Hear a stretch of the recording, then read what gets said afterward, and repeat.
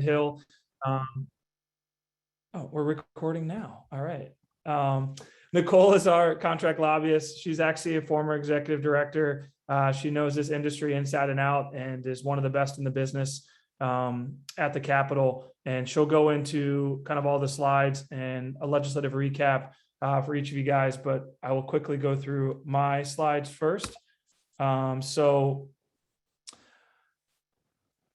Guys, I don't need to tell you exactly what we're going to do. So we'll go into just a quick association update. I know some of you guys have paid your dues. I just wanted to start there. I really appreciate the support. We wouldn't have an association if it wasn't for our members. We've well over 1,800 members, actually pushing close to 1,900 members.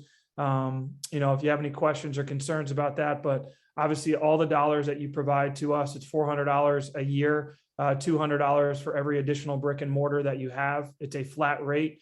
You know, my job is to try to, and my staff's job is to try to get 4 to 5 times back in the efforts that we provide on a legislative front, but also through our allied members, networking opportunities, giving you guys as much educational information as we can, legislative roundtables, and some of our big events. So I hope you guys see the value. I hope throughout this pandemic, you saw the value of what we do and trying to communicate and be a resource for you as a part of this industry. So if you have any interest, if you're not a member, please reach out to myself or our team. We have emails at the end, or even put your information in the chat. We'd love to have you be a part of the CRA.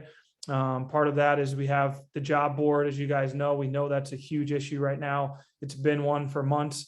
We're trying to find unique situations. I might get into that in a second later on. I know there'll be some questions on the federal $300 benefit, as well as kind of where we go from here with all the other challenges that you guys are being faced with.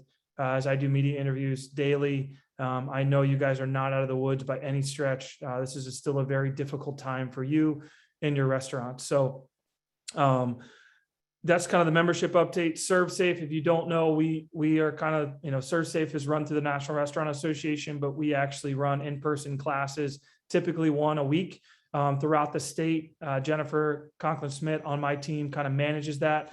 And the biggest piece with those classes are you actually get a discount if you're a CRA member. And we are working to add more and more classes now that we're kind of beyond the pandemic and locations throughout the state. We're actually working in Fairfield County right now to kind of lock in a couple locations to have classes. So keep an eye on our email blasts, our social media. You can take classes in person. Our 2 instructors are the best in the business.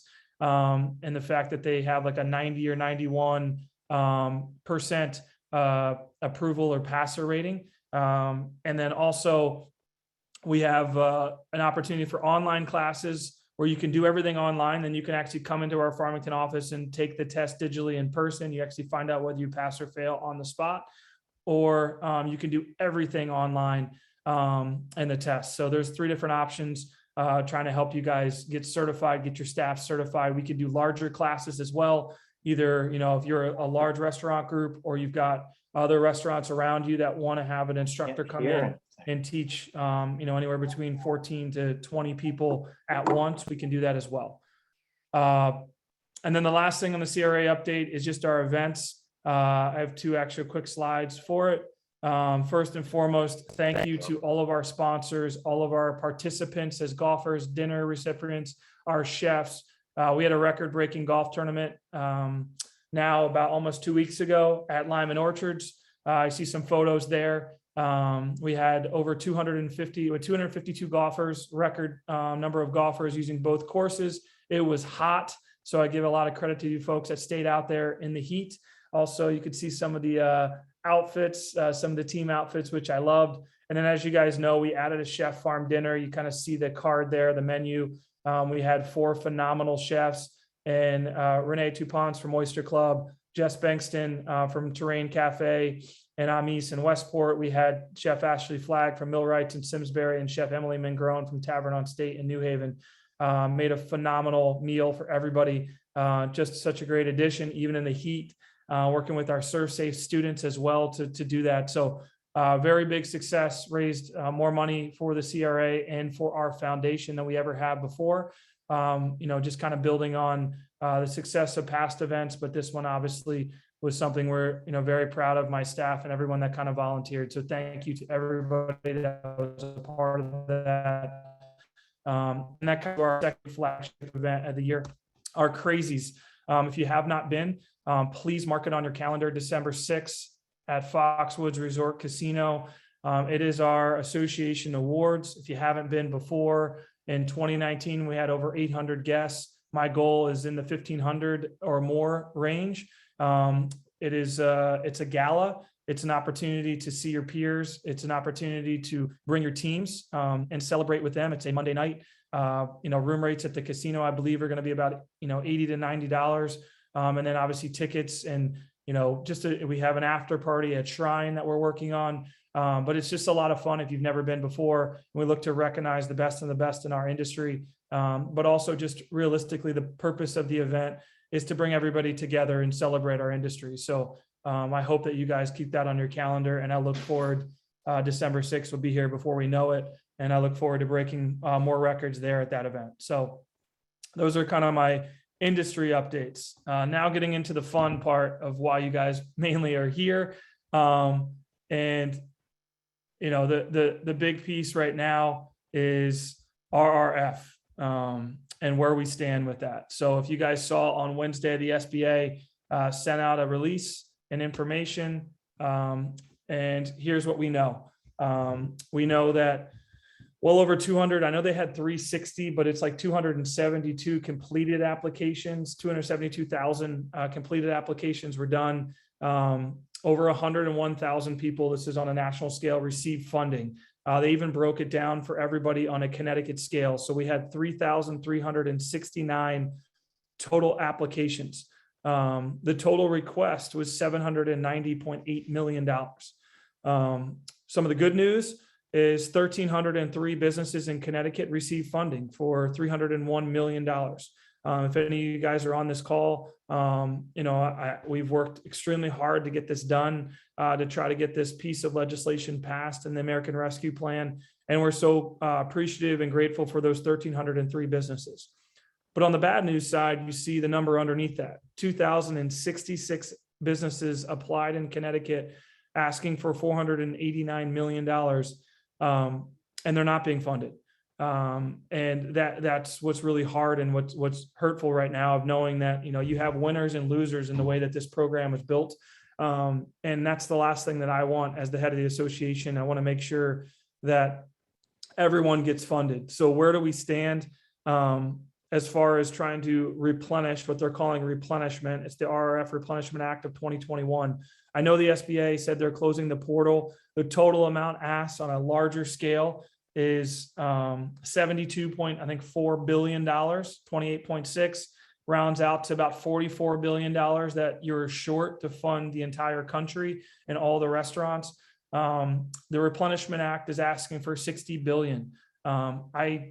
Where I stand, if it's $60 billion, great. If it's $44 billion, I'm fine with that too, because everyone that has been on this call or been with us on all the webinars have hopefully applied, have hopefully put their money in of what they need, and are going to be funded if we get to that number. But don't read into the SBA closing down the portal. They've done their job. The SBA, the Small Business Association Administration, Catherine Marks, the people that are a part of this, we want to thank them. They've been phenomenal. But the $28.6 billion has run out. That's been used. That's what they were really saying in their release. They were giving a state-by-state breakdown. This is not a red state, blue state information. This isn't, oh, well, the red states, got all the money, the blue states got all the money. It's pretty much, I did a breakdown of all the Northeast and Mid-Atlantic states as well. Actually for Commissioner Lehman and others that had asked about it. We got 1.05% of the money came to Connecticut, which is about on par with most grant programs.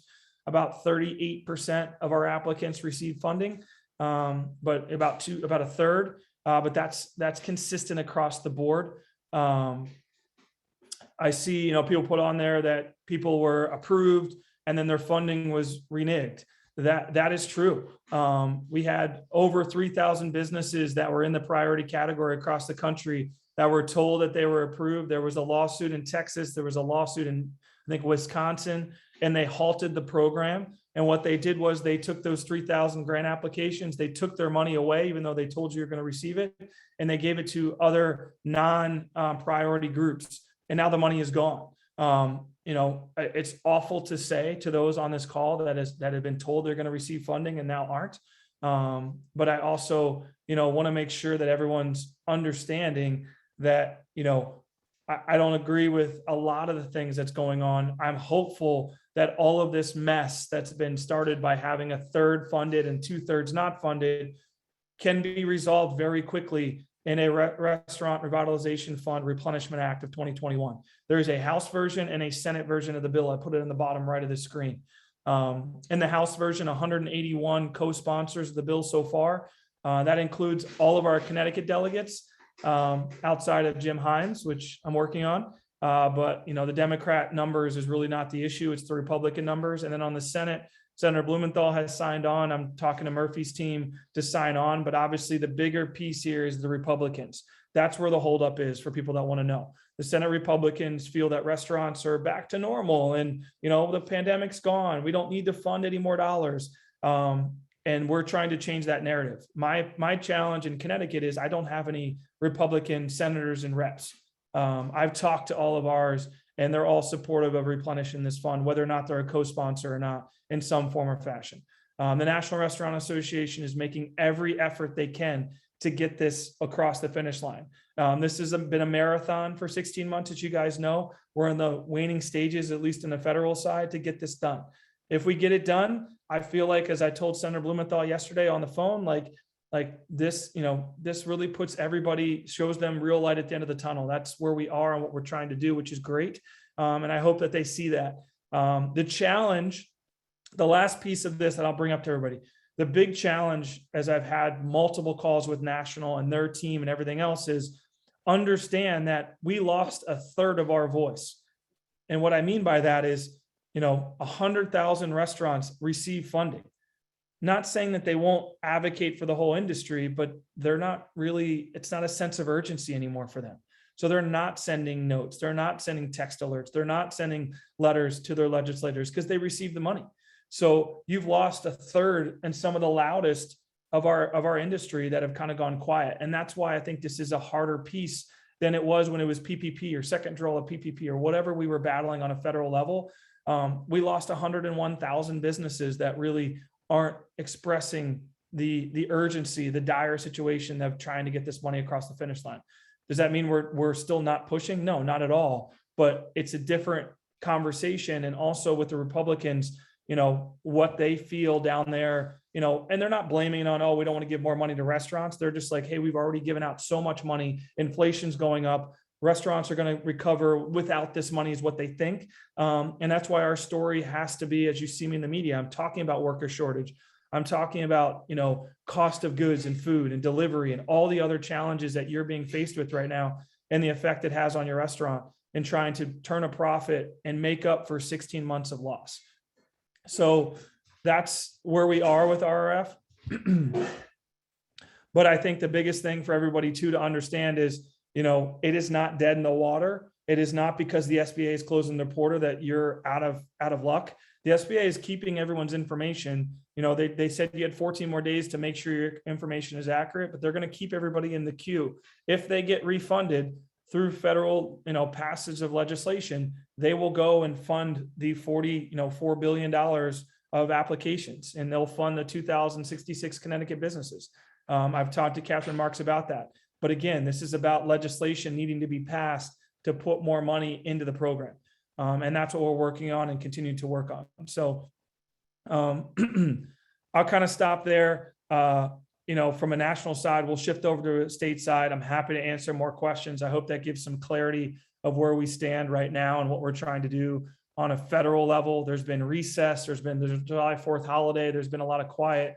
There's other programs they're trying to pass. There's a lot of divisiveness, as you guys know, down in DC, which does not make this easy. But, it's something that I'm going to do everything in my power to get this thing replenished, to help every single restaurant that's on this call today and all 2,000 businesses or even potentially businesses that didn't apply yet. That's what they're kind of talking about of why 60 billion and not 44 billion. But at the end of the day, I really care about the 2,066 businesses that are on here that did what they needed to do, that applied, that it can show significant losses and should be receiving funding, like those 1,303. So outreach to our delegates doesn't hurt, to continue to keep them in the loop, tell your story. I'm actually going to Senator Blumenthal on Monday. I'm going to try to talk to some of our other delegates as we continue to go down in the House, trying to get a hold of Murphy. I'm asking them right now, what peers do they have on the Republican side in the Senate? Because that's really where some of the riff is what I'm hearing down there. Like, who do they know well, and who can we work on? Who can I call counterparts in Maine or counterparts in other states that have Republican senators that can help understand how important this replenishment is? So continue to outreach and let me know if you need help with that. All right, Nicole, I know just hopped on and hopped back on, so I will turn it over to her. I know she really hasn't probably seen the slides, but we'll do the best we can of working in tandem here for her to give you a legislative update. If you guys were at the golf tournament, you heard we had a phenomenal year of what we were able to accomplish within a session that was done virtually pretty much, and what we were able to get done and passed. And hopefully there's some new information on here that we can help answer questions to that should hopefully help your business as well. So Nicole, I've got this header, and then I kind of go into details of each one so you can go from there. Sure, great. Thanks, Scott. Morning, everyone. And as Scott mentioned earlier, we also have Dave Ritigliano, for those of you who don't know, is a restaurant operator and also a state representative from Trumbull. So in this virtual legislative session we had this year, where the public was not allowed into the Capitol, and unfortunately I am included in as a member of the public, as a lobbyist, we were not allowed in the building at all. So we had to use our, I guess, powers of communication via text, phone, email to talk to legislators and do our job. And so, but not for Dave being inside the building and letting me know, you can call or text this person right now, here's where they are, or you can do this right now, or he would go do some of the dirty work that I wasn't able to do. I'm not sure we would have had nearly as a successful session. So Dave, feel free to chime in whenever you feel necessary. One thing I did want to bring up before I get into this session is I want to make sure everyone is aware. I know Scott sent something out last week or early this week about the plastic bag ban. 2 years ago, Connecticut started to phase out plastic bags for retailers and restaurants. As you all know, restaurants and retailers were charging a fee for plastic bags. And as of July 1st this year, plastic bags, the fee has sunsetted and plastic bags are now banned in Connecticut. So restaurants are no longer permitted to use plastic bags for to-go food. You have to use bags that are reusable. So if there are questions on that, I'm sure it's on the CRA website, or the CRA could send it out again. A bulletin that came out from DRS. So on to the legislative session. This was a long session, so it was a budget session this year.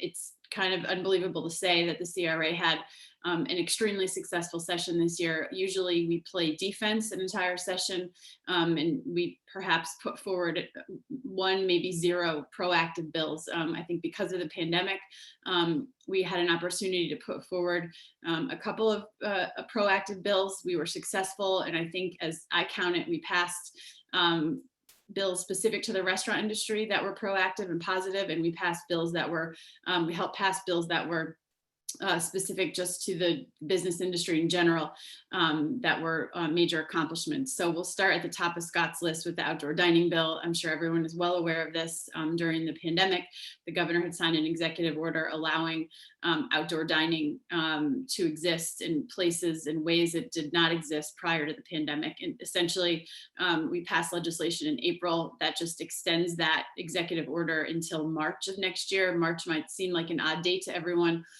We did March just in case things were not as good as they are right now with the pandemic, and in case we had to extend it again. And we did that because the legislature will be in session again in March of next year, and there'd be an opportunity to change things. The governor's office then put in their own bill to extend some of those provisions permanently, and that did pass with the help of the CRA in the budget bill during the special session, which was later on in June. Dave, if you'd like to add to that, feel free. I think the outdoor dining was a double win. We passed an extension of the executive order that allows us to basically kind of do whatever we want. And then we passed the governor's recommendations on how to streamline the permitting process. So I think it was a double win. So now if we all go in, or any of you guys go in and try to get a patio permit, the rules are different and it should be easier for everybody. Thanks, Dave. And again, as Scott said, if there's questions on that, just feel free to put them in the chat and we'll try to answer them. Scott, I think if he hasn't already, we'll be sending out a more detailed legislative recap that he's got and he can share with folks.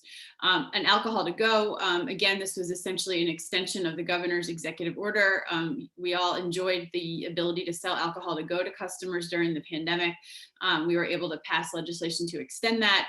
There was some pushback, as you can imagine, from the package stores who didn't want restaurants cutting into their business. So it does have a sunset date of 3 years. Scott and Dave and I have already discussed giving it a year's rest and then going back at the legislature in 2023 and trying to have this go into effect permanently.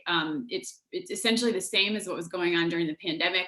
It has to be sold with food in a sealed container, placed in a bag and sold only during package store hours.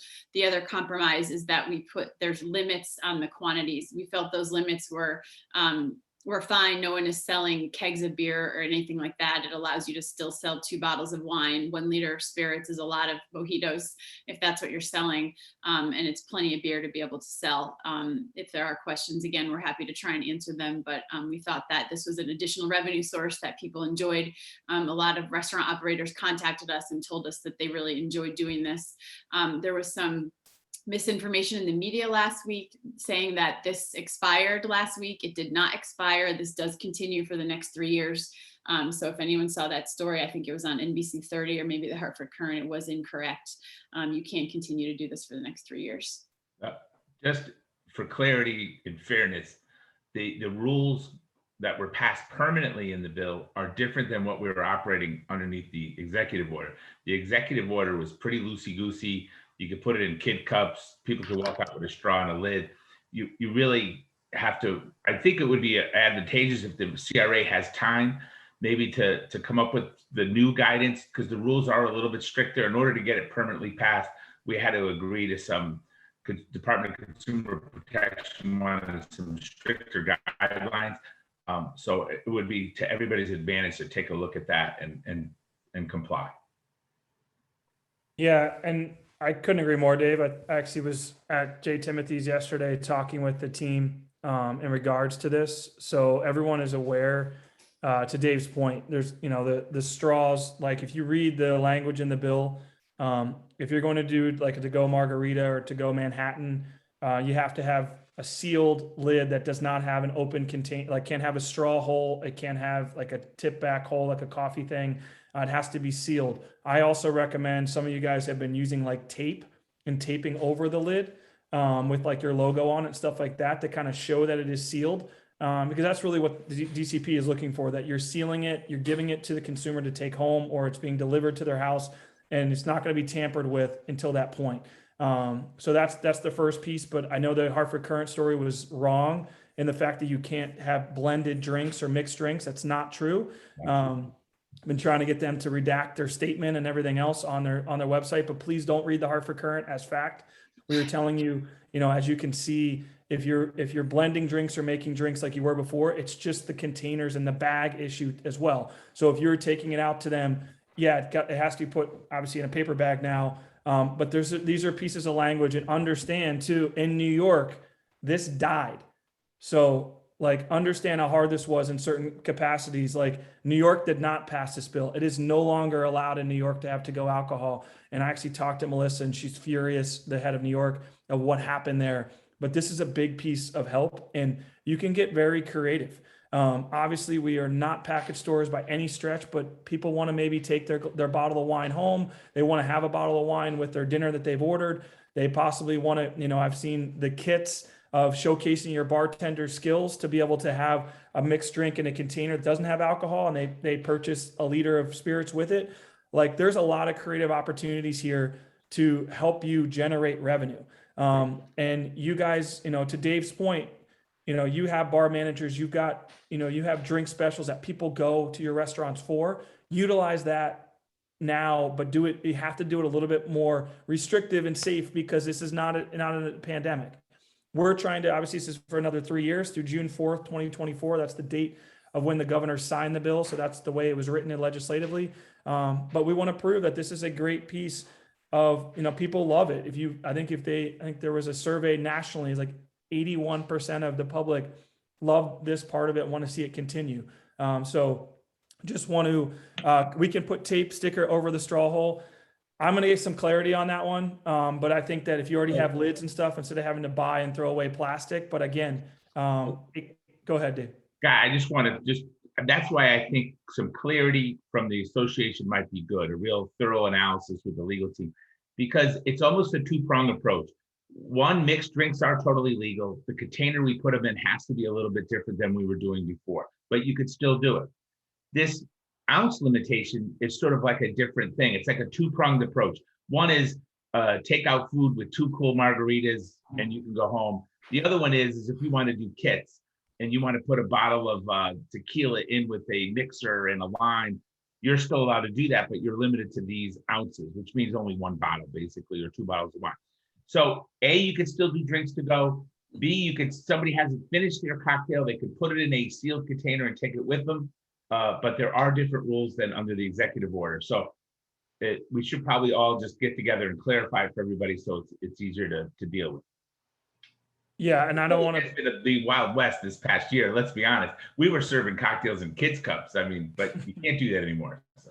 Yeah, and no, they're great questions that are being asked, and let us get specific clarity. We'll send out an email blast to make sure, to Dave's point, on what defines a sealed container and what you can either do or not do to make sure you're doing it right and you're following, because I know that's what you want to do.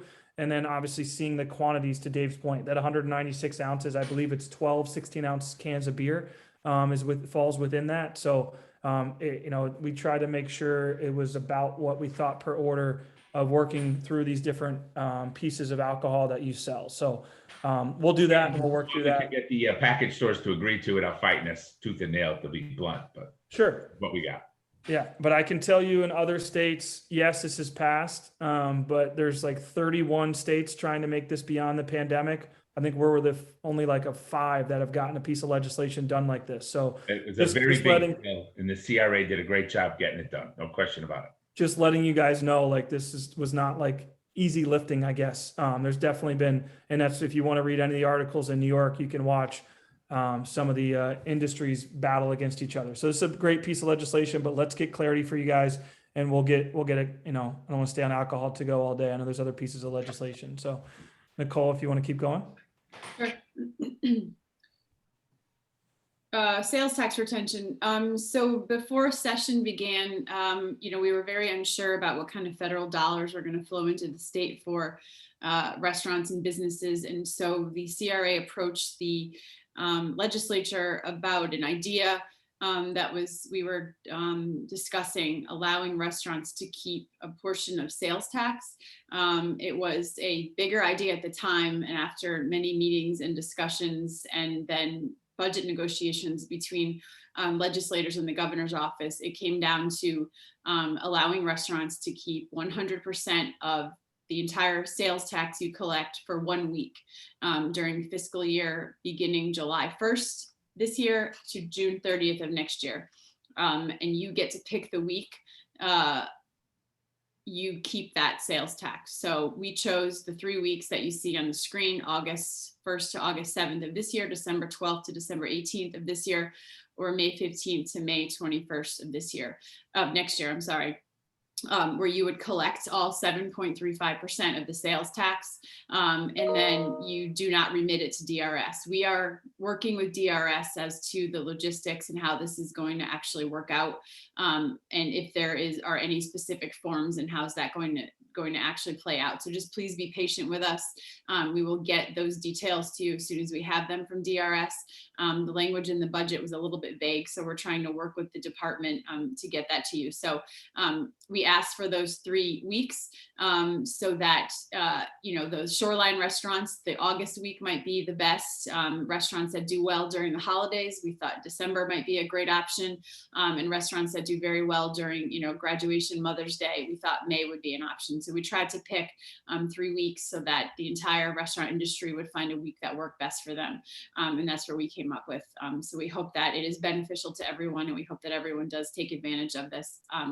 So it is, I see those questions popping up as I'm talking, and the answer, I think, to one of the questions is it is food and beverage. So you collect sales tax on food and beverage.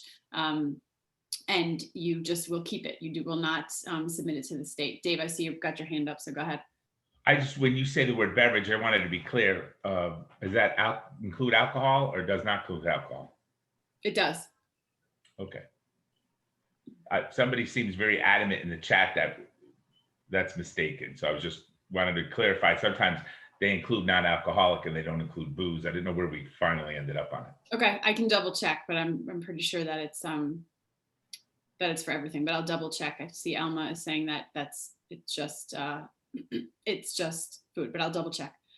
The question of how do we let the state know which week we're selecting, that's what we're trying to get clarity from the state on, and we're trying to get it to you before August 1st.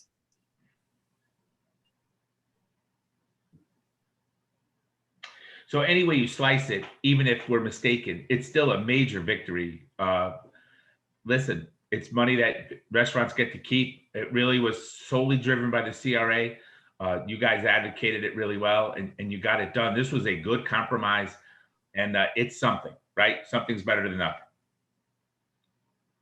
Yeah, and I just want to chime in on that too. I mean, obviously, like Nicole had mentioned, we were trying to look at the 1% to keep for a year. I know that was pushed back on, but listen, keeping 7.35% for an entire week, you get a chance to choose your week, which is your busiest, hopefully your busiest week of that 7.35 sales tax piece. So, we'll try to get clarity on the meals and beverage piece to this, but again, it could be, looking at some of this, the average restaurant's about $2 million full service. So you look at a busy week that you do, you could be looking at a $4, $5, $6, sometimes $7,000, $8,000 sales tax remittance that you do not have to give. So it is something that is only specific to our industry. It's section 72 of the NAICS code of you being eligible. I know that's in the language as well. That you obviously do the 7.35 in your remittance normally. So it's something that we give Sean Scanlon a lot of credit, and Jason Rojas and Matt Ritter on the House leadership side of working. I know Dave worked extremely hard on his side with Vinny Candelora as well to get this done. And it was really a House-driven piece. I wish we could have got the whole 1%, but getting something is still vital and important to get you guys back on your feet. So we're trying to get, to Nicole's point, clarity. We'll get clarity on Alma's question, but we'll also get clarity on with the DRS. We know August 1st will be here in like 2 weeks, 3 weeks here of do you have to choose your week ahead of time? Can you wait? What is DRS's process going to be? Keeping good records was a great point, yes, but making sure, hosting a lot of events, whatever week you choose. Make that a big week for your restaurant, being prepared, if August, that week in August is one of your best weeks. That's why we push for 3 separate weeks, because we know every restaurant in Connecticut has different revenue streams at different times when they're busy. We know like there's shoreline in August compared to December up in Hartford County. So we wanted to make sure that every restaurant benefited from this program, is why we suggested 3 separate weeks that you'll get a chance to choose from. So looks like Nicole is deep in the bill right now. I am sorry, but I'll continue. Scheduling mandate. So for anyone who's paid attention, Jonathan. I wasn't sure if someone's trying to ask a question or just not on mute. For anyone who's paid attention at all to the legislature, probably over the past 6 years, maybe, there has been a proposal that would basically we call it the restrictive scheduling bill. It's a bill that would require you to post your schedules for your employees 2 weeks ahead of time and be penalized if you change those schedules. And the penalty is essentially paying employees when you change their schedules. It's a bill that is being pushed by national labor unions. It's legislation that has passed in one state, the state of Oregon, I think, and perhaps a couple of municipalities across the country.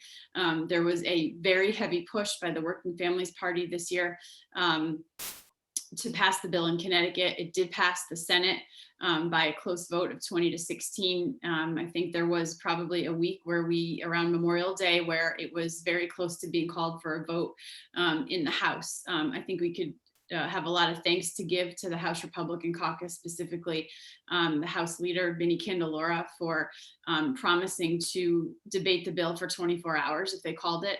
I think we have a good group of moderate Democrats that stood up and said they weren't going to vote for any version of this bill. There was an attempt to compromise and make this bad bill better. The CRA decided we were going to take the risk and not compromise on this bill and just continue to oppose it. It was a big risk. It was a risk that in the end was worth it. The bill was not taken up for a vote. It will be back next year. This bill will be back every year. It is a top priority of the Senate and House Labor Committee chairs. It is bad policy any way you look at it, for restaurants, for retailers, for anyone who is impacted by it. It is very targeted at restaurants, at any kind of retailers in the state of Connecticut, and specifically franchises. If you're a franchise owner, if you're a franchisee, you can have 20 employees, but because you are a part of a large franchise network, say Dunkin' Donuts, Subway, McDonald's, those types of businesses, Buffalo Wild Wings, you would get hit hard by this. If you're a Connecticut restaurant owner and you have maybe 5, 6, 7 restaurants, you likely would not be impacted by this. And I think that's how a lot of legislators were trying to convince Connecticut business owners, don't worry, it's not going to impact you. We all know there's a slippery slope here, and what passes today but doesn't impact you would likely impact you a year or two down the road, because that's how things happen, they creep. So I don't mean to carry on about this, but it was a big victory, this not passing this year. I think that us not being in the building made these folks think that they could pass these types of bills. So again, a big thanks to House Republicans and this group of probably 25 or so House Democrats that stood up and said they weren't going to vote for any version of this bill. Scott and Dave, if you want to add to that, feel free. It was probably one of my most heavily lobbied bills by the leadership of the speaker. The speaker called me to the podium 2 or 3 times trying to work out a deal. It's unbelievable how bad they wanted it. It was a pretty big victory. And, I think, so you guys know, from a larger scale, the National Restaurant Association is a huge partner of us in the CRA, and their resources, I want to give them a little bit of credit as well.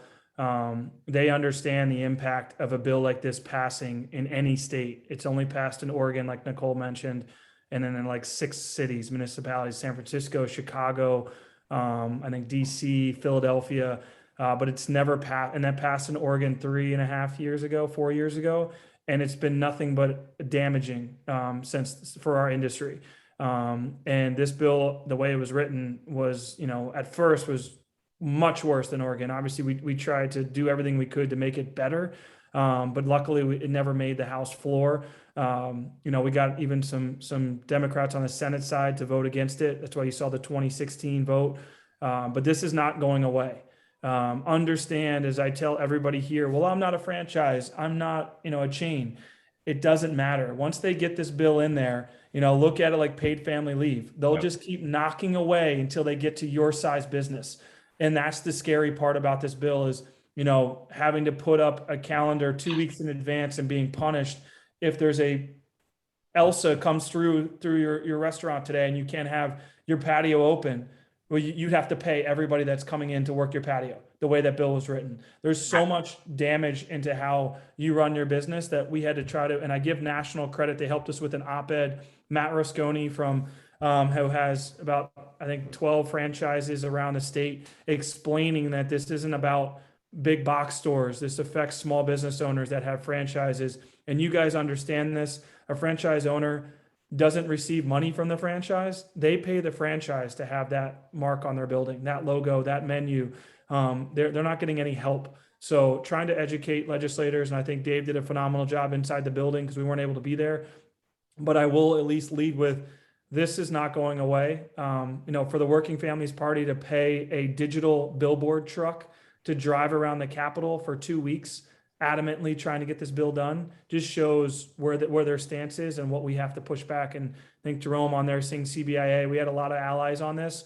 But obviously it always looks at us because of the scheduling bill and our staff and how we do things, as we're a target. And I think explaining that the flexibility of this bill goes both ways, not only for the employer, but the employee having the flexibility to be able to call in and say, hey, can I transfer shifts to somebody? I have to take my son to the doctor, or can I not work this? Like, a lot of that in Oregon has gone away in other cities where this is passed. So I don't want to stay on this one as well, but this is something we've seen for 5 years now in my 3 years of being in this role, and we know it'll be back. But I appreciate the efforts of everybody of expressing the concerns you have and getting this thing to not reach the House floor. But hopefully we have a normal session next year, knock on wood, and we don't see this bill again. But and also I feel like, just so you guys know, in Connecticut, and is why I asked so much outreach to you guys, we are kind of joked at the national level. They call us the California of the Northeast.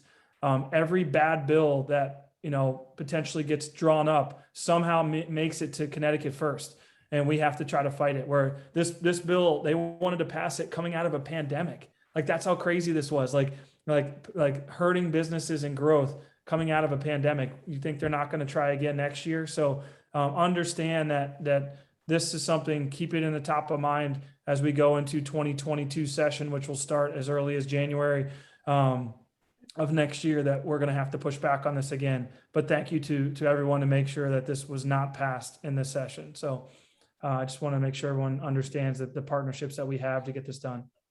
The only thing I would add to that, Scott, is that the bill is it's almost unenforceable. It's almost uncompliable. You can't comply with it. It was too confusing. This was a lawyer's bill, start to finish. This was a way for you to get sued. That's what this was all about. They could never do a compliance check. Nobody could ever figure it out, so it's so complicated, but they'll sue you every day, all day. Yeah, and there's a lot more backstory to Dave's point. Like in New York, if you saw Chipotle got sued and Mayor de Blasio got up and went after Chipotle, which, if you really know the backstory, like, they didn't have paper posted of the schedule the way the bill was written, and the lawsuit was finding that loophole and why they got sued. So there's so much scary part of, to Dave's point, this would potentially have, trial lawyers looking for this loophole to go after you and sue you, and trying to comply with the rule, where, similar to 80/20 and other issues, where it's not so much the government agency or DOL or someone else going after you. It's actually dealing with potential class action lawsuits, which is what's happening in other cities that has this piece of legislation. So that's it. So, Nicole, I think we could stay on, this issue forever. It was heated for many weeks, but very excited that we got this done. Okay, moving along. Dave, if you want to take unemployment insurance, you've been a lot closer to that than I was the past few years. Yeah, so the unemployment trust fund has been sort of a project of mine for the past 6 years. We finally got a bill through to make the fund slightly more solvent. If people remember, when the 08-09 recession, the state of Connecticut borrowed $1 billion, and it fell upon all us employers to pay it back. The ones that went out of business and laid everybody off didn't have to pay because they weren't around here to pay it. And most of us found it pretty devastating and very expensive. So we thought if we could shore up this unemployment fund, that we wouldn't need to borrow money if, God forbid, we ever had an emergency that required us to borrow money or needed extra money, a high unemployment rate. So this past year, the government almost forced us to lay people off. It wasn't really our own business practices. So it did give us a precipice to start fixing this fund. It needs more money. And part of the way we did it was a combination of raising the rate of how much you have to earn to pay in the fund, but also some simple restructuring or reforms of the fund. Part of that is that we had one of the lowest earning rates to apply for unemployment in the country. You only had to make $600. We raised that to $1,600. It has a myriad of things. It raises the amount of earnings applicable to the tax, but lowers the percentage of the tax. For the vast majority of businesses, especially restaurants, it was well over 70%. We'll see a reduction in their unemployment insurance after the bill is passed. Nicole, I'm sure there's like 10 more things that I'm leaving out, but I feel like I've already talked too much. But either way, the idea is to never have to experience those charges that we experienced 10 years ago ever again. And part of that is to make sure this fund is solved. So that was the guiding principle. Yeah, you got it all. And just to chime in for, even for myself on outside looking in, to Dave's point, this has been worked on for years. Dave's been trying to have a bipartisan unemployment compensation reform bill done. And to get that done in this session is phenomenal, because to Dave's point, we see, just so you guys know, just got enough media stories on this. In 2019, the restaurant industry paid between $76 and $79 million to the SUTA tax, the state unemployment tax. And we only used about 28.1. So we were paying 78 and using 28.1. So we were paying for other industries and covering them. And that's where this reform started, is like, we need a balance. We're never going to get back to paying 28.1 probably right now, but paying less than 78, $80 million when we're only using, almost 30. So that's where this reform bill, this is different than what we borrowed on federal during the pandemic. We were insolvent going into the pandemic. A lot of the reason, and this fixes that up and shores it up, to Dave's point, to say you're hopefully going to pay less. There's two parts of this. Yes, you might pay less because of the reform bill, but the other angle here, which, we've been working on and will continue to drive home, and I guess this is a great topic for the federal $300 unemployment bonus, is there's a trust that we've borrowed $1 billion, just about $1 billion from the federal government to use for unemployment during this pandemic. Not our fault, not any other industry's fault. It's the pandemic that's caused that. That $1 billion has to be paid off. Who pays it off? Not the general public, the businesses. So in 2007, during the recession in 08, from 08 to 2012, we were the last state besides California, as I like to always put us next to California, to pay back that borrowed money. And it actually starts to gain interest. Right now, it is still frozen on a federal level, but it scares me because it could become unfrozen, and it got up to 1.2% in interest in 2008 through 2012. So the other piece to this, so you guys know, you pay a FUTA tax, federal unemployment tax assessment, and a SUTA tax, state unemployment tax assessment. The FUTA tax is what went skyrocketed if you had your business in 09, 10, 11, 12, where you were paying tens of thousands of, of hundreds of thousands of dollars more than you ever paid. And why? And that's because you had to pay off that borrowed money. And that's part of this discussion. There was money put in the budget implementer towards trying to lower that borrowed money down. I'm still working on the governor. I talked to actually him last week directly, and I talked to David Lehman, because the other thing that's playing a role here is the $300 extra per week that goes to, I believe, to September 7th or September 4th. Everyone wants to ask me that question. Why aren't we stopping it? Great question. Would love to know a real answer, because I know how it's hurting you guys, but it's hurting you in two parts. One, you can't get staff. Not saying it's the only reason people aren't coming back, but it's definitely one of. And because of them not going back, they're borrowing money that we are borrowing from the federal government. So it's increasing the trust. So we're getting hit twice. You as a business are not getting staff right now, but also you're going to have to pay back that money over time to the federal government till we get solvent. So I wanted to bring that up because you might see some things as we try to advocate. I know there was money in the $6 billion kind of put on hold for look at other ways, as I talked to Paul Mounds and others as that team, and Nicole's talking as well, is like we shouldn't as businesses be left holding the bag and having to pay that back. In my opinion, all of it should have been American Rescue Plan or rescue the businesses. That money should have fully gone to pay back, but obviously that hasn't been the case, but we're going to keep pushing. But don't freak out if you're like, well, Dave and Scott said, and Nicole said that my unemployment might go down.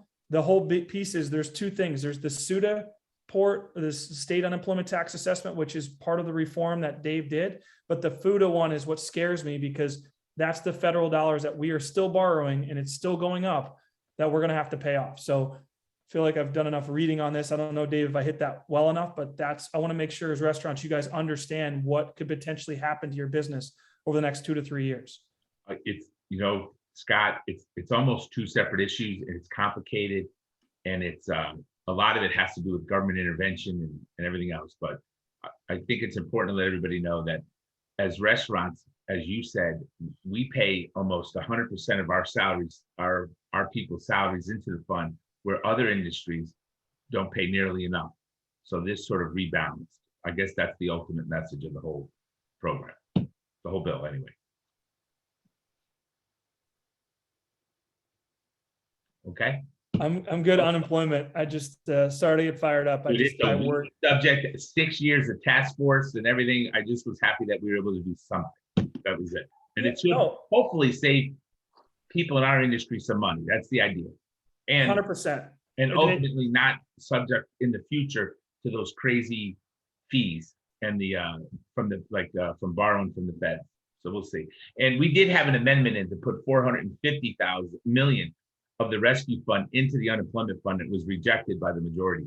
So they started off at 40 million. I think we got them to 150 million just by twisting arms, but we did have an amendment on the budget to 450 million, which would have been good. Yeah, they are two totally different issues. In a sense, I mean, let's not lose sight of what Dave got done and accomplished with, Jason Rojas and others that have sat around and got this done. This is a big piece that's going to help us in the long term, but we also got to look at the short term, as you guys are going to probably see more in the news. And if it's 150 million, I mean, that's maybe 10% of what we've borrowed. But who's going to pay back the other 90%? It's not just our industry, it's all businesses. But again, as I try to tell our governor, you want to be a business friendly state. Many states have put $400, $500, $600 million to pay off their debt, or they didn't start a pandemic insolvent as well, which is also part of the issue here. So, just making sure everyone's kind of aware of what we're trying to continue to do and push to help you survive post-pandemic challenges, which is what you're faced with right now, what you're going to be faced with for the next few years. So, sorry, go ahead, Nicole. I mean, hijack here. That's quite all right. You want to go to the next slide? I'm not sure what you have next.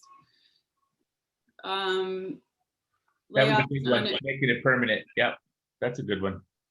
Right. So a bill passed that I think was led by the Commerce Committee this year that essentially disregards an employer's benefit charges and taxable wages between July of 2019 and the end of June 2021 when calculating the employer's unemployment tax experience rate. So essentially remove COVID-19 related layoffs from the unemployment comp experience account. So it was a bipartisan measure. It was a pretty supported across the aisle and went flying through both chambers. So that's helpful to the entire business community. You can say that and it sounds good, but it was the CRA in the beginning of the pandemic and all of us that got this as part of the governor's executive order that put it on the radar screen. So this was, there was some compromise that had to be made, as you know, Nicole, why they wanted to go back to July 2019. Nobody really understood, but they did. And but we got it done. But it was really the association's efforts, March and April of 2020, that made the governor realize that this could potentially hurt businesses and put it on the radar screen. So you should all applaud yourself. Well, I think to Dave's point, when the CRA was having daily calls in the beginning of the pandemic, I vividly remember Tim Adams and Keith Bollier saying on the calls, what about our experience rate? What about our experience rate? What about our experience rate? So you're right, Dave. And so this was a great bipartisan effort. The next issue, third-party delivery companies. Early on in the pandemic, we were hearing a lot of complaint from restaurants that some third-party delivery companies, I won't say specifically, but we all know who they are, the Grubhubs and DoorDashes of the world, were posting your menus and using your logos, menus, etc., without restaurants' knowledge. They might have had incorrect menus. Customers would go on and try to place an order, only to find out an hour later that menu item didn't exist, and they wouldn't, the order would never be fulfilled.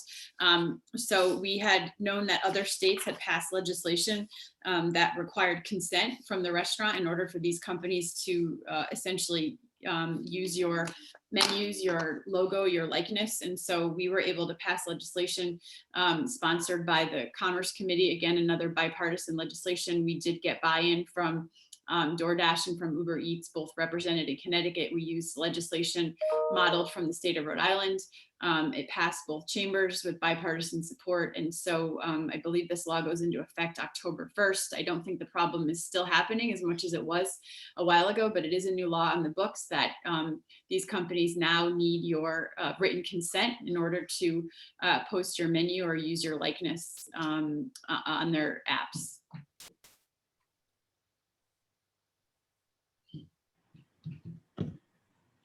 About sums that one up.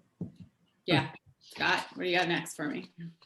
That's it. Oh, I mean, wow. there's other things, unless I know you had a long, to Nicole's point, we're working on a full recap that we're going to send to obviously our members. There's many other bills. I didn't want to go through, 2 hours of other pieces of legislation, healthcare reform. There's other things that I know people ask questions about that we want to go into detail, have more of a 8-page document. Go ahead, Dave. The only thing I would ask is for Nicole, because I know it was my committee, but I'll let her, the salary range, where did it end up? I think that's one of the other things that really could affect our industry. It's another lawsuit waiting to happen. The disclosure of the salary range when you post a job. Yeah, that's here. So I got that in my report for Scott. That passed. That passed, right? Did he sign that one and everyone? It was signed by the governor, yeah. That, I believe that's another pitfall that we all have to watch out for, and it's something that we should bring to everybody's attention. Okay, so that bill, an act concerning the disclosure of a salary range for a vacant position, requires employers to provide job applicants and employees with the wage range of their positions. It's a pretty wide-ranging requirement for employers to have to provide, and it basically generally requires employers to provide equal pay for comparable work rather than equal work. So I think it was another push by the unions. It did come out of the Labor Committee, which unfortunately passes any pro-labor bill that is before them. Details will be provided in what Scott sends out to members. Yeah, and I was just going to chime in. There's definitely more on here, and what we're going to do. Nicole and I have talked, and I know Ryan O'Donnell is on as well. Not to put him on the spot, but as you guys can tell, even any specific bill changes, whatever else has, we think we know all the answers. We're still trying to get clarity, especially working with agencies, trying to have a better relationship with DOL, DRS. We have a great relationship with, of understanding even the sales tax retention. We're going to try to get clarity on that. DCP is with Michelle and Jack Succi, just trying to make sure, my job, as I told them through the pandemic, is to be the conduit to communicate the right information to you guys. So what we're going to do is we're going to do in-person legislative and employee kind of recap meetings. So people can, I know in this, it's very hard to answer questions and go through in a quick hour, but probably like a 2-hour in-person meeting to give you guys especially of understanding bills that have passed years ago, whether it's where we are on 80/20, what's going on with I can't even say it anymore. Attestation. Thank you, Nicole. But just making sure, what I've learned in my job in 3 years is everyone just puts their head down and thinks they know what they're doing and they're fine. There could have been a little tweak and they didn't make that change as a restaurant. For their employees or what's on their paychecks, all of that. We want to make sure that's our job as an association, is to provide you clarity. I don't ever want to tell you legally what to do as a business owner, but I want to be able to say, I spoke to the DOL, I spoke to the DRS, I spoke to, a DCP, and this is what you can, and this is what you can't do.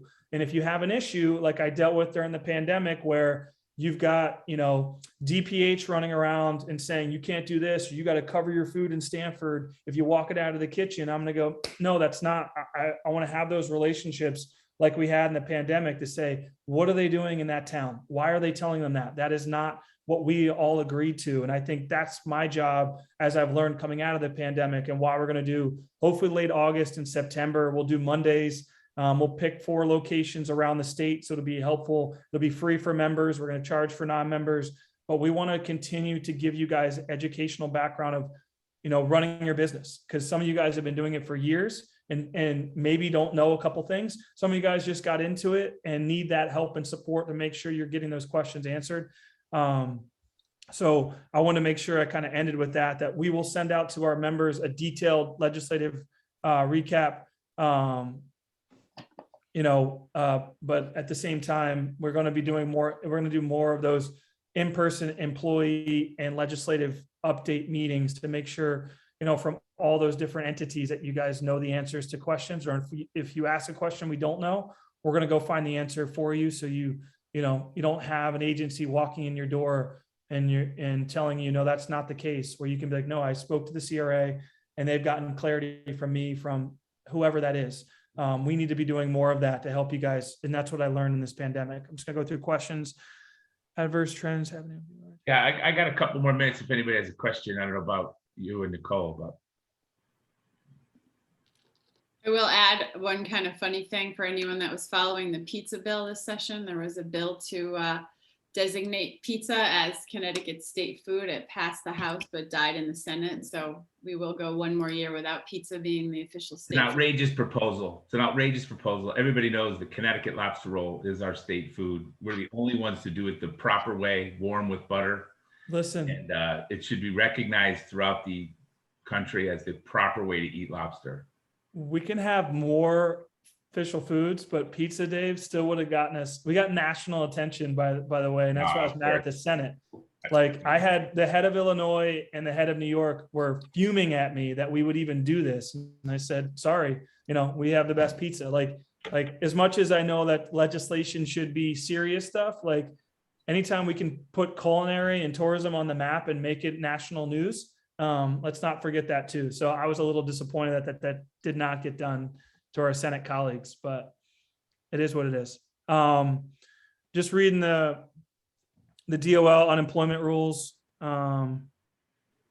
So that's actually, and I probably can't answer, Martha, specifically your question, but as you guys know, Kurt has stepped down as commissioner of the DOL, and Dante, who was kind of this number 2, is, I don't know if Dante's, is she officially yet, or has to be voted in, Dave? That's not good for us. Well, besides the answer, is she officially the commissioner yet or no? I don't know. I think she Okay. is, yeah. Yeah. Okay, so with Dante, there's definitely been some questions back and forth from specific restaurateurs to her team about, they did try to lock down DOL rules about looking for a job and what you have to do compared to what they were doing in the Wild Wild West of the middle of the pandemic. It's still probably not by any stretch strict enough. And trying to not have you guys get 100 applications and maybe get one person show up for a line cook job.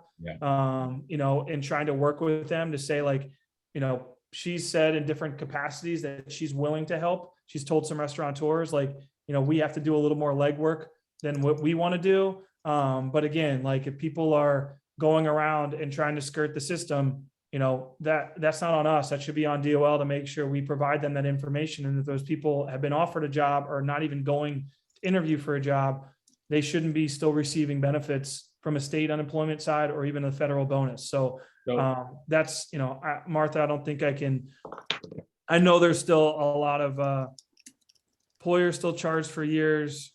I think, Scott, one of the major problems with the Department of Labor is, regardless of my jokes about the new commissioner, who is a partisan left-wing radical, is I don't think anybody's in the building. So I don't think they could check on compliance because everybody's still home. They're trying to phase in the return. It looks like it may be sometime at the end of summer. I know the unions are fighting back about going back to work. So I think it's very difficult for these folks, even if they're well-intentioned, to do their job when they're not all together or in an office setting. focusing on what we deem as a problem. And we all know that this is a major problem. The amount of applications you get or interest you get and people who don't show is, I'm sure I'm speaking for everybody, is outrageous. Anyway, so I think them not being in the building might be one of the things hindering compliance. Yeah, and I think, I guess, and I can reach out to Martha and Nancy if you want to reach out to my team individually. Not that they don't hear from us, but sometimes when you guys have outreach directly, and that's where I've seen some responses from Dante and their team. And I'm trying to get clarity to be able to say to them, you have to be consistent. To Dave's point, you don't have enough staff. Well, tell us that. What else can we do? Because we know that there's 129,000 people back working in industry, which is great. But pre-pandemic, we were 160. So we're still 31,000 employees short. Yes, some have left the industry, whatever else, but we also know that I think 14 to 18,000 people that are still filing for unemployment, their last job was hospitality.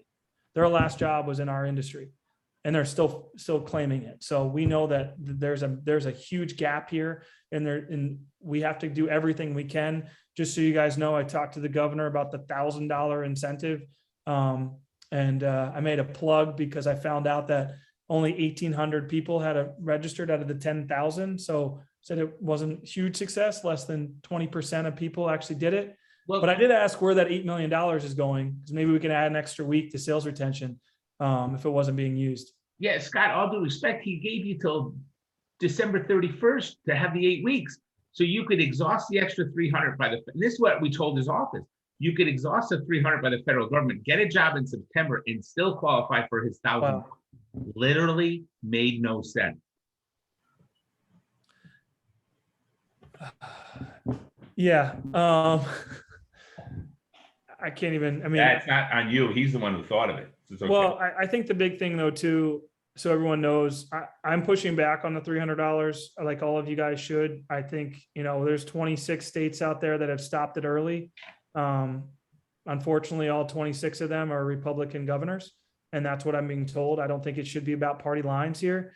The September date was set in January before we knew what vaccine distribution and where we were going to be with the virus.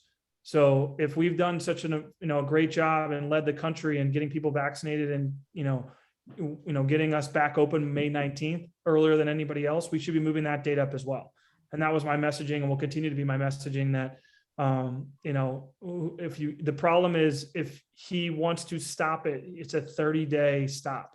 So he can't do it tomorrow. He has to pick a date 30 days into the future. So every day that goes by, we're running out of time for that to stop early. I worry about college students leaving early on you, how that affects if it's the middle of September. But I'm trying to make a last push, even later today with David Lehman, as well as the governor early next week. I'm trying to get data from these 26 states that show that it does help.